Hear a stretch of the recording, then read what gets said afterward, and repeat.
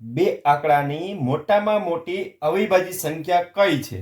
અહીં 4 ઓપ્શન આપેલા છે, એમાંથી 2 અંકની મોટામાં મોટી અવિભાજ્ય સંખ્યા ગોતવાની છે.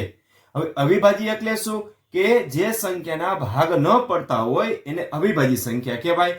તો અહીં 99 ની અંદર જોઈએ તો 99 છે એ 33, 13 99 થશે. બીજી રીતે જોઈએ તો 11 9 99 થશે. એનો અર્થ કે 99 નો તો ભાગ પડે છે, તો 99 એ અવિભાજ્ય સંખ્યા નથી.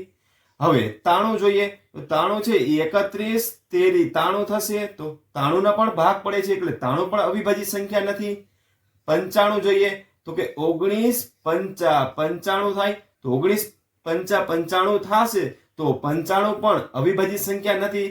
તો 97 સંખ્યા છે એ અવિભાજ્ય સંખ્યા છે. કેમ? કારણ કે 97 ના એક પણ ભાગ પડતા નથી.